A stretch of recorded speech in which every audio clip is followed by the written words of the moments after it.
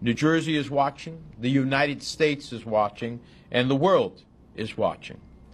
I fear that the blatant harassment of Mr. Sowore and activists and journalists whose only crime appears to be exercising his right to free expression is becoming symptomatic of increasingly closing political and civic space in Nigeria. The Nigerian court had twice ordered his release on bail, and the state security agencies openly defied the court order each time, leading me to conclude either that Nigeria no longer respects the rule of law, or President Buhari is woefully out of touch with what agents of his government are doing in his name. This is unacceptable in a country that calls itself a democracy.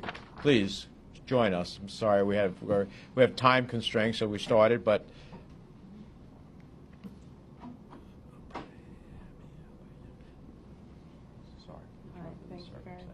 this is Mrs. Opayemi Sowore. The court had twice ordered his release on bail, and the state security openly defied the court order each time, leading me to conclude that Nigeria is no longer respecting the rule of law, or President Buhari is woefully out of touch with what agents of his government are doing in his name. This is unacceptable in a country that calls itself a democracy. Freedom of the press is a fundamental pillar of democracy and an indispensable check on government overreach. Journalists who risk their lives to expose the truth should be celebrated, not incarcerated.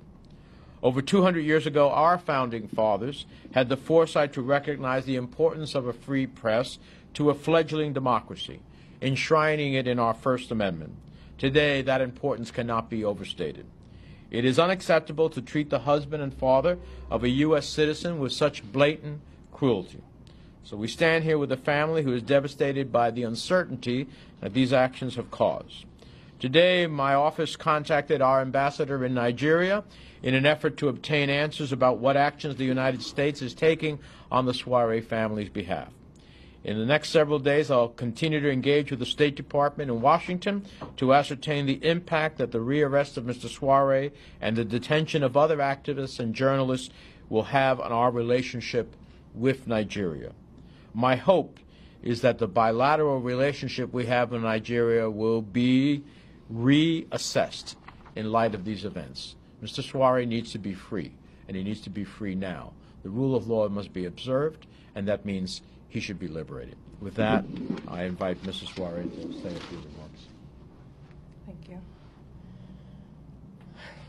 After over 125 days of my husband being in detention illegally, he was finally set free yesterday. He got to speak to myself and the children.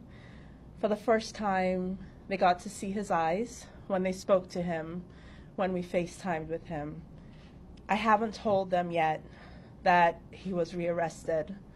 I am truly shaken to my core at what I witnessed this morning. I was woken up at 4 a.m. to see what I can only call truly outrageous and a gross disregard for the rule of law. My husband was strangled and forcefully removed from the courtroom. The judge had to run and hide for her own safety.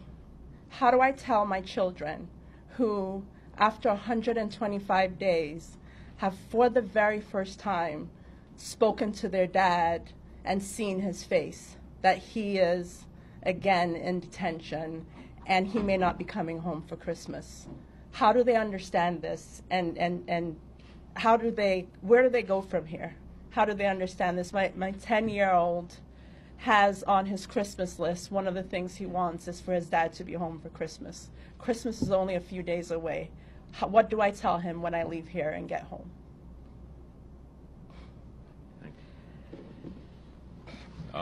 Mr. Sowore only seems to be having any difficulties because he's a journalist, actively pursuing the right as a journalist, speaking freely about what's happening in Nigeria. He is an activist and publisher of a U.S.-based Sahara Reporters newspaper, and we're going to continue to press until he's not only released, but he ultimately has the opportunity to leave Nigeria and be reunited with his family. We're happy to answer a couple of questions. Again, ma'am, sorry for everything that's going on. Again, you said that you saw the video of him being pained again and all. Again, what went through your mind when you saw this? I started physically shaking. The first thing that came out of my mouth is my children. How do I tell my children? I am truly afraid for his life, and at this point, I believe the only way to bring him home is with the help of the United States. And I can't say how grateful I am to not be at this alone. Sitting in my room this morning at 4 a.m., I truly felt helpless. But knowing that Senator Menendez is here supporting me and that he's helping to engage the U.S. government gives me hope that my husband will be home soon. Anyone else? Hi, how are you doing? Good. I just question maybe first for you, Ms. Sowore. Can you just walk me through a little bit of how did you find out about what had happened in the courtroom and was it from different sources? Just talk a little bit about that, what you first heard about, and then go from there. Sure. At 4 in the morning, a really dear friend of mine called. She didn't want me to wake up to the news. And like I said, when she told me about what happened, I started physically shaking and thinking about my children. I was briefed by my husband's cousin, who was present in the courtroom, as well as some of his friends, as to what was happening. I think what scares me the most about what happened is what I've heard is in the history of Nigeria, I don't think that the DSS has gone into a courtroom armed with weapons, masked, and put not only the life of my husband at risk, but the life of many lawyers, as well as the judge who also works for the government. So it is a show of lawlessness, a show that the rule of law is not being followed here and not being respected. And not only did his lawyer speak out against what was happening, the judge also spoke out against what was happening in the courtroom today. And like I said, I truly am afraid for his life. The judge actually commented while the arrest or after the arrest took place? At the very beginning, the judge did comment on what was happening and spoke about this is not the place or time. And again, she gave them 24 hours to the point that Senator Menendez made a second ago. They have detained him for over 125 days on two separate occasions, once on September 24th and then on October 4th.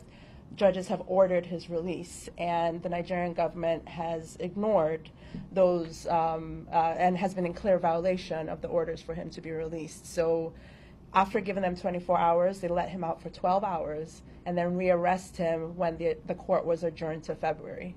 That's scary. That's really scary that they would do that with guns and masks and choke him and physically hurt him right there with cameras going and people watching in front of a judge.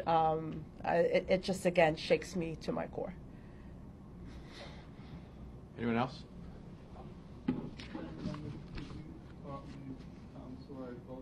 Talk about, did you find out what charges they slapped on him? New ones? Or they still haven't said anything? Well, my understanding is not a question of new charges, a question that the state security came in and intervened in a judicial process which had liberated him and physically, through a chokehold, dragged him off.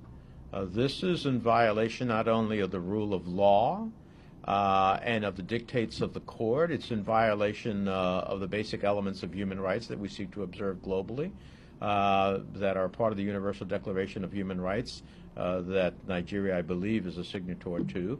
And so the government has to intercede here and get control of its security forces. It has to ultimately make sure that the dictates of the courts are observed. And if not, then there is lawlessness.